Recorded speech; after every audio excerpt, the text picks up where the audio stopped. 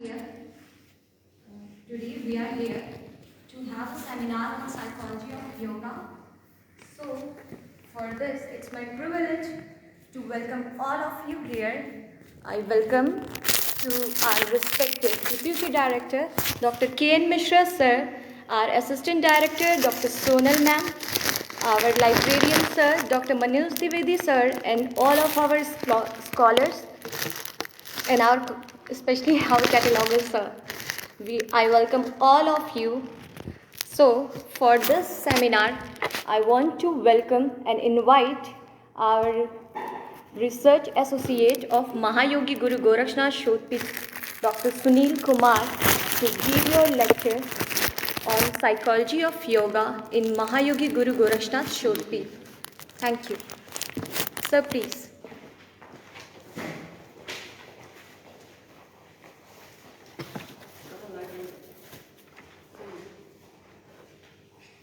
धन्यवाद प्रिया जी। जैसा कि आप लोग जानते हैं, ये हमारा जो है शोधपीठ का जो है प्रोग्राम है और ये द्वितीय प्रोग्राम है इस स्तर का जो साप्ताहिक होता है। इस प्रोग्राम में हम यहाँ उपस्थित हमारे आदरणीय उपनिदेशक सर, सहायक निदेशक मैडम और पुस्तकालय अध्यक्ष सर, सभी लोगों का स्वागत है।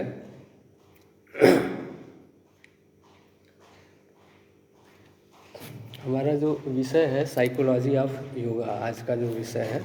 और योग जो है, आप लोग जानते हैं कि हमारी जो संस्कृति है, उस संस्कृति में जितने भी संप्रदाय हैं, जितने भी दर्शन हैं, सभी दर्शन जो हैं वो योग को एक साधन के रूप में स्वीकार करते हैं। जितने आस्तिक जो संप्रदाय हैं, आस्तिक दर्शन है वो भी, और जो नास्तिक दर्शन है वो भी, सभी मानते हैं। और योग की जिस साधन के रूप में सभी लोगों ने मान्यता दिया है, वह साधन जो है वह मोक्ष या निर्वाण है, मुक्ति है एक प्रकार की। और सभी जितने दर्शन हैं, सभी दार्शनिक संप्रदाय जो हैं इसकी मान्यता देते हैं योग की। लेकिन अब यह प्रश्न उठता है कि जितने जो भारतीय जो दार्शनिक पद्धति है उसको मान्यता योग को दिए हैं, तो वे सबका अलग अलग है। और सभी लोगों ने एक सिस्टम बना रखा है, जिस सिस्टम के तहत जो है लगभग चारवाक को छोड़ दिया जाए तो जितने भी दर्शन हैं, सांख्य है, न्याय है, वैशेषिक है, वेदांत है, फिर जो है जैनिज़्म है, बुद्धिज़्म है, सभी लोगों ने, और यहाँ तक कि वर्तमान में जितने कंटेम्प्रोरी जो दार्शनिक संप्रदाय विकसित हुए हैं, जैसे अरविंदो का हो गया, अन्य लोगों का हो गया, सभी लोगों ने मान्यता दिया है। और जो हमारे ये दर्शन है और जो पश्चिमी दर्शन है, दोनों के लक्ष्य में अंतर है। हमारे यहाँ जो है मुक्ति या मोक्ष है, और जो दूसरे भारत से छोड़ करके इतर जो दार्शनिक संप्रदाय हैं, उन लोगों का लक्ष्य जो है मुक्ति या निर्वाण नहीं है। दूसरे जो फिलॉसफी जो सिस्टम है उसमें ऐसा नहीं है। तो जो हमारे यहाँ जो योग पर इतना जोर दिया गया है, तो जोर देने के कारण प्रणाली सिस्टम ही एकदम डिफरेंट हो गया है। हमारे यहाँ एकदम डिफरेंट है, और जो दूसरे संप्रदाय हैं उनके वहाँ एकदम डिफरेंट है। ठीक है। अच्छा, अब हम बात करते हैं अपने दार्शनिक संप्रदाय की। जितने हैं सभी लोगों का एक सिस्टम है, जो मनोविज्ञान है, मनोविज्ञान वह लगभग सेम है। हम जब बात करेंगे, वह जितने संप्रदाय हैं, सांख्य हैं, न्याय है, वैशेषिक है, और मीमांसा है, वेदांत है, सभी लोगों का लगभग एक जैसा जो है हमारा जो है मनोविज्ञान है। तो आज हम चर्चा करेंगे उसी मनोविज्ञान पर जो एक जैसा है, और वह क्या है। तो एक्चुअली में वह जो मनोविज्ञान है, वह वही मनोविज्ञान है जो योग का मनोविज्ञान है। और उसका जो विस्तार जो दिया है योग सूत्र के जो है रचयिता पतंजलि जो है उसको काफ़ी विस्तार से समझाए हैं। तो उसी की हम चर्चा करेंगे। और इस जो योग संप्रदाय का जो मनोविज्ञान है उसी पे हम लोग इस पर जो है चर्चा करेंगे कि वह कैसा है और समझने की कोशिश करेंगे। उससे पहले हम ये देखेंगे कि इसको सबसे पहले इसने जो है इसको बताया था। तो जो मनोविज्ञान है योग का, उसको सबसे पहले जो है सांख्य के आचार्य या उसके जो फाउंडर हैं आचार्य कपिल ने बताया था। कपिल ने ही इसको डेवलप किया था ये। और इन्होंने जो डेवलप किया, जो मनोविज्ञान बताया, यह मनोविज्ञान भारत के जितने संप्रदाय हैं सभी संप्रदायों ने इसको स्वीकार कर लिया है।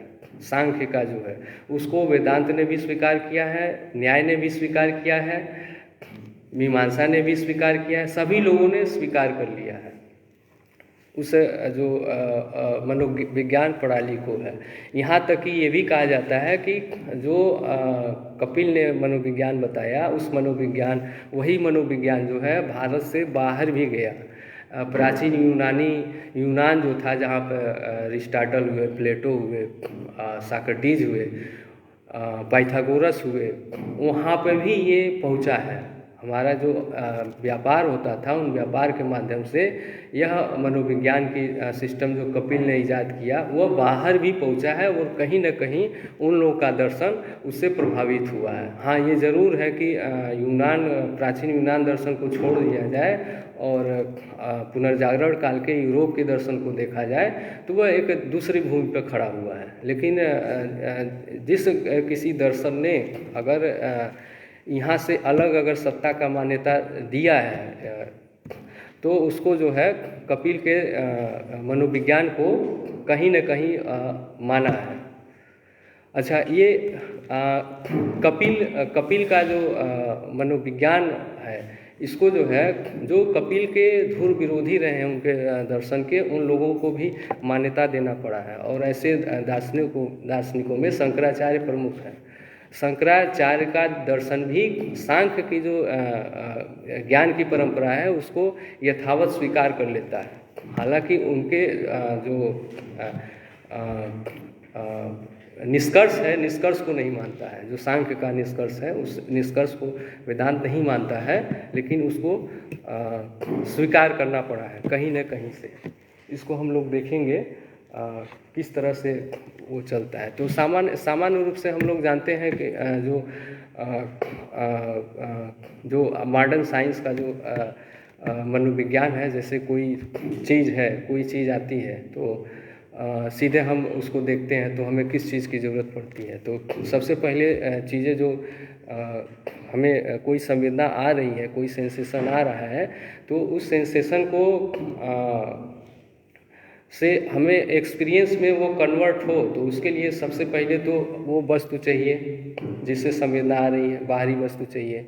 जैसे अभी हम लोग फ़िलहाल देख रहे हैं, ये बाहरी जो है पंखा है या ये सेमिनार रूम है बाहरी, वहाँ से वो वस्तु चाहिए जिससे हमें जो है वहाँ से संवेदना आए। उसके बाद हमें चाहिए होता है ये जो आँख होता है, कान होता है, नाक होता है, ये माध्यम चाहिए होता है। अच्छा, उसके बीच में भी हमें एक मीडियम चाहिए होता है। जैसे यहाँ पर जैसे आँख से अगर हम देख रहे हैं तो हमें मीडियम की ज़रूरत है।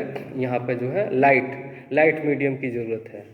लाइट अगर नहीं है तो आंखें भी रहें और वस्तु भी रहें, दिखेगा नहीं, तो लाइट चाहिए। अगर सुन रहे हैं तो हमें एयर चाहिए, हवा चाहिए। हवा अगर न रहे तो हमें आवाज़, आपका साउंड नहीं पहुंचेगा। इसी तरह से जो अन्य संवेदनाएं आती हैं अलग अलग तरीके से, उसके लिए हमें ये चाहिए होता है। उसके बाद जो है वह चीज़ें जो जाता है हमारे आँख नाक से, वो न्यूरॉन के थ्रू जाता है, नर्व सिस्टम के थ्रू ब्रेन में जाता है, और फिर ब्रेन से हमें पता चलता है कि हाँ ये पंखा है या फला चीज़ है, ये है। ये तो मॉडर्न साइंस का जो समझ है या मॉडर्न जो साइकोलॉजी है, जो फिलॉसफी से इतर है, जो साइंस के जो सिस्टम है, स्ट्रक्चर है उसको देखने का, उस सिस्टम से जो कार्य करता है ये है। लेकिन अब इसको सांख्य के लोग कैसे समझते हैं, और वही सांख्यिक प्रणाली सभी दार्शनिक संप्रदायों ने अपना ली है, उसको हम देखेंगे।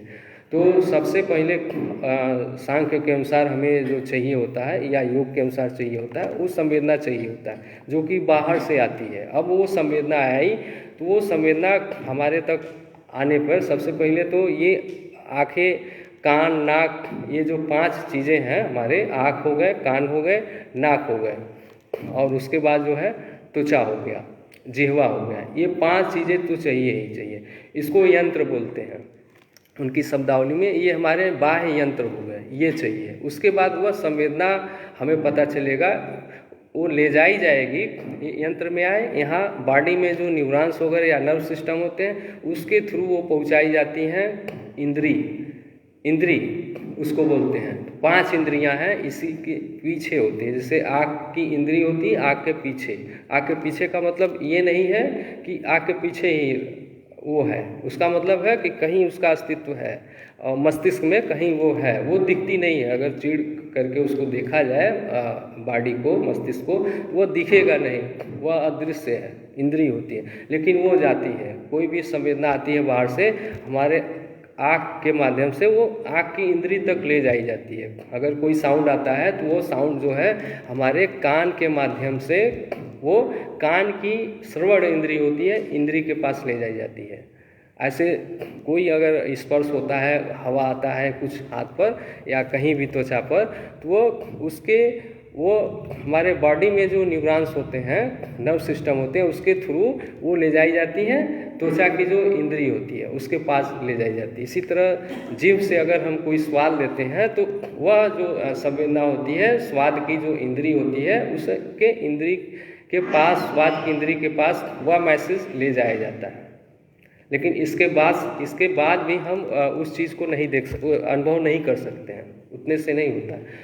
वहाँ पर मन एक तत्व स्वीकार किया गया है, योग में स्वीकार किया जाता है मन होना जरूरी है। अगर मन नहीं है, उससे जुड़ा हुआ नहीं है, तो हम नहीं देख सकते। जैसे उदाहरण के लिए कि हम लेटे हुए हैं, आँख खुली हुई है, तो बाहर से संवेदना आ रही है, आँख पर पड़ रही है, आँख के रेटिना पे प्रतिबिंब पड़ रहा है उसका, वो फिर वो मैसेज जो है वो इंद्री तक भी ले जाई जा रही है, लेकिन इंद्री से मन नहीं जुड़ा है तो हमें वो चीज़ें दिखाई नहीं देती हैं क्या हो रहा है। ऐसे ही सुनने में है, हम कुछ सोच रहे होते हैं, हमें कुछ कोई बुलाता है, हमें नहीं सुनाई देता, उस समय भी यही दरअसल हो रहा होता है कि जो भी वहाँ पर साउंड आ रहा होता है वो हमारे जो श्रवण यंत्र है वो यंत्र के पास जाता है, अब वो इंद्री के पास भी ले जाता है, लेकिन मन नहीं जुड़ा है तो हमें सुनाई नहीं देता है।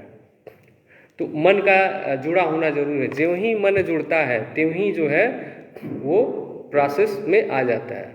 अच्छा, कभी कभी हम होते हैं, हम देख रहे हैं कोई चीज़, कोई वस्तु देख रहे हैं, दिख रहा है, ठीक है, और कोई साउंड भी आ रहा है, कोई हमें बुला रहा है, हम सुन भी लेते हैं। तो उस दौरान जो हो रहा होता है कि हमारी जो संवेदना, दिखने वाली जो संवेदना आ रही है वह इंद्री के पास ले जाई जाती है, इंद्री से मन के पास ले जाई जाती है, और जो साउंड आ रहा होता है, साउंड भी जो है कान यंत्र से होते हुए, कान के इंद्री से होते हुए मन के पास ले जाया जाता है, और मन दोनों केंद्रों से जुड़ जाता है। मतलब जो मन होता है वह सुनने वाली जो इंद्री है, श्रवण इंद्री, और जो देखने वाली दृश्य इंद्री है, दोनों इंद्रियों से मन एक साथ जुड़ जाता है, तो हमें दोनों अनुभव एक साथ होते हैं। ऐसे अगर कोई खुशबू है या कोई गंध है तो गंध भी अगर उसी समय ऑन द स्पॉट हम गंध भी फील का अनुभव कर रहे हैं तो इसका मतलब है मन इन 3 इंद्रियों के साथ जुड़ चुका है। और अगर एक गतिविधि हो रही है, 2 नहीं हो रही है, तो इसका मतलब है मन केवल वहीं पर संयुक्त है, बाकी जगह संयुक्त नहीं है। अच्छा, इतने पर से भी हमें हमारी जो ज्ञान की प्रक्रिया होती है योग की, वो पूरी नहीं होती है। ज्ञान प्रक्रिया वह जो मैसेज है मन के पास ले जाई गई। जैसे कोई संवेदना आई, पंखे से कोई संवेदना आई, हमारे पास आई, और वह जो है या पंखा जैसा स्ट्रक्चर कुछ और हम लटकाए हुए हैं। मान लीजिए अभी पंखा है तो हमारे नोन में है, ये पत्तियां निकाल ली जाए, और ये चूँकि राउंड शेप में है, फैन जो है इसको स्क्वायर शेप में बना दिया जाए, कुछ इसको लटका दिया जाए यहाँ पर, ठीक है। तो ऐसा शेप तो हम लोगों ने देखा नहीं है, तो वो आया, संवेदना आई और हमारे आँख की इंद्री से होते हुए हमारे मन तक गई। हम नहीं बता सकते वो क्या है, उस समय होता क्या है। वह जो संवेदना है मन के द्वारा, वह संवेदना उसका अनुभव ले जाया जाता है बुद्धि के पास। बुद्धि में ये क्षमता होती है, निश्चय करने की क्षमता होती है, निर्णय करने की क्षमता होती है। बुद्धि जो है निश्चय करती है, निर्णय करती है कि ये क्या है। तो वहाँ जो है वो निर्णय करेगी, बुद्धि निर्णय करेगी कि यह शेप जो आया है ये क्या है। तो वह जो पुराने हमारे भीतर पड़े हुए हैं, जैसे कंप्यूटर में होता है, वो प्रोसेस करके वो बताएगा कि ये क्या है। तो चूँकि वैसे पहले में अगर रिकॉर्डेड नहीं है तो वो बताएगा कि ये पंखे जैसा कुछ है, लेकिन पंखा नहीं है क्योंकि पत्ती नहीं है। ऐसा कुछ कोई इंस्ट्रूमेंट या कोई मशीन या कुछ इस तरह का चीज़ है जो हम नहीं जानते हैं, लेकिन उस जैसा कुछ है, ये बताएगा बुद्धि। अच्छा, उसके बुद्धि तक वो संवेदना आती है, तब भी हमारी ज्ञान प्रक्रिया अभी पूरी नहीं होती है। जैसे ही बुद्धि के पास हो जाती है, बुद्धि के पास, तैसे ही एक और तत्व है, कपिल का कहना है, जिसको अहम कहते हैं। अहम प्रतिक्रिया करता है। जैसे ही बुद्धि के पास गई, अब बुद्धि ये निश्चय कर रहा है कि ये पंखे जैसा कुछ है, यह संवेदना है, कुछ ऐसे निर्णय कर रहा है ऑन द स्पॉट। जैसे हम लोग फिजिक्स में जानते हैं हर क्रिया का प्रतिक्रिया होता है, तो यह जो बुद्धि जो ये क्रिया कर रही है, निश्चय कर रही है कि यह पंखे जैसा कुछ है, त्यों ही अहम जो होता है, अहम तत्व होता है, वह रिएक्ट करता है, प्रतिक्रिया करता है। और वह प्रतिक्रिया करता है, उसके साथ ही वह फिर वो सामने आ जाता है, बाहर आ जाता है, और हम कहते हैं पंखे जैसा कुछ हम चीज़ देख रहे हैं। तब हमें अनुभव होता है और हमारा अनुभव पूरा होता है कि ये पंखे जैसा कुछ है जो हम देख रहे हैं। अगर अहम न रहे तो भी वो बाहर नहीं आ पाएगा, हमें पता नहीं चलेगा। अहम उस पर प्रतिक्रिया करता है और तब हम बताते हैं पंखे जैसा कुछ है। अच्छा, उसके पीछे भी एक और वस्तु होता है, एक और तत्व होता है, जिसे पुरुष कहते हैं या आत्मा कहते हैं। अगर वो आत्मा न रहे तो हमें उसका भी वो ज्ञान नहीं होगा कि वो क्या चीज़ है। तो आत्मा के ही साक्षी में, आत्मा के ही उपस्थिति में ये सारी प्रक्रिया हो रही होती है, ज्ञान प्रक्रिया हमारी हो रही होती है। अगर आत्मा न रहे तो हमारी ये ज्ञान प्रक्रिया पूरी नहीं हो सकती है। तो इस प्रकार से जो है इतने वस्तुओं की या तत्वों की हमें ज़रूरत पड़ती है हमारी ज्ञान प्रक्रिया के लिए। एक हो गया हमारा बाह्य इंद्री, बाह्य यंत्र हो गए। अच्छा, ये जो बाह्य यंत्र है इसको रिप्लेस किया जा सकता है। जैसे हम जो है आँख हमारी, ये क्या है, इंद्री नहीं है, आँख हमारा एक मशीन है। अगर ये ख़राब हो गया हम इसको हटा कर बना सकते हैं। आप लोग जानते हैं कैमरा जो होता है, कैमरा बिल्कुल आँख के ही सिद्धांत पर बना है। जैसे आँख काम करता है वैसे उसमें भी पर्दा होता है, जैसे आँख में पर्दा होता है, प्रतिबिंब बनता है, सेम कैमरा बना है। अगर हमारा कान खराब हो जाए तो साइंटिस्ट एक कान के जगह पर दूसरा मशीन लगा देगा और उसको वो अनुभव होगा। आप लोगों ने हॉकिंस का नाम सुना होगा, स्टीफन हॉकिंस। उनको एक विशेष प्रकार का रोग हो गया था न्यूरो से संबंधित, तो वो क्या है, वो बोल भी नहीं सकते थे, सुन भी नहीं सकते, लेकिन सब व्हील चेयर पर मशीनें लगी हुई थी। वो क्या सोचते थे, क्या लिखते थे, वो सब मशीन वो बताता था, रीड करके बताता था और हमें पता चलता था। तो उनका क्या है, वो सब तैयार कर लिया, साइंटिस्टों ने सब अल्टरनेट तैयार कर दिया था, सारी चीज़ें कैसे क्या होना है। तो हमारे जो आँख कान ये जितने ये हैं बाह्य यंत्र हैं। इसके बाद हमको चाहिए है इंद्री चाहिए, और इंद्री से फिर मन जुड़ता है, और मन जो है फिर जुड़ता है बुद्धि से, और बुद्धि से फिर अहंकार, और अहंकार के बाद है पुरुष। तब हमें पता चलता है कि ये वस्तु चीज़ है। एक्चुअल में इसको जो है हम थोड़ा समझेंगे इसे।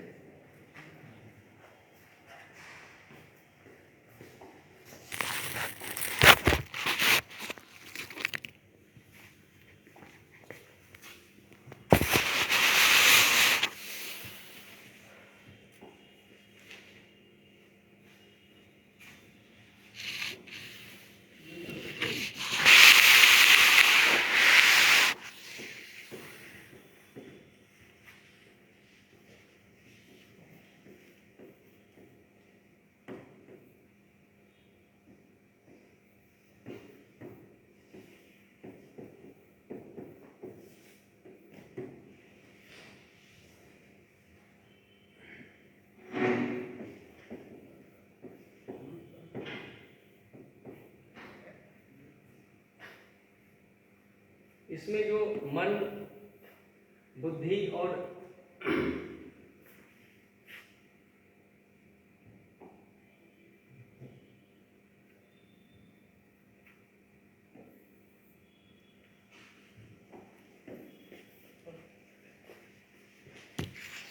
यंत्र जो हमारे हैं, यंत्र जो है एकदम बिल्कुल बाहरी, ये क्लियर हो गया। अंदर जो हमारे हैं इंद्री है, इंद्री दिखता नहीं है। अगर हमारे शरीर को नष्ट भी कर दिया जाए तभी ये इंद्री नष्ट नहीं होगा। अगर हम और डीप में जाएं तो जब किसी का देहांत हो जाता है तो एक जो शरीर होता है पुनर्जन्म, अगर पुनर्जन्म के सिद्धांत को अगर माना जाए, पुनर्जन्म के सिद्धांत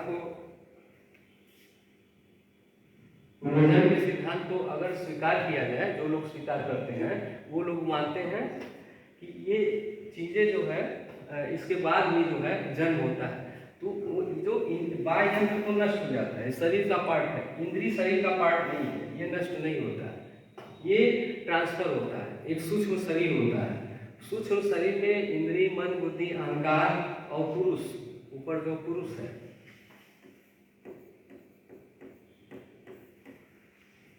ये सारे जो है वो जाते हैं, साथ में जाते हैं। सूक्ष्म शरीर जो है फिर नया अगर शरीर धारण करता है कोई व्यक्ति जो है, कोई भी शरीर, ये फिर वहां चले जाते हैं। ठीक है, तो इसमें जो अहम और बुद्धि और मन है, इसको ये भीतर हमारे हैं, इसको चित्त कहा जाता है, इसको चित्त बोलते हैं। ये भीतर है, मन, बुद्धि और अहंकार जो है यह भीतर है, इसको चित्त बोलते हैं।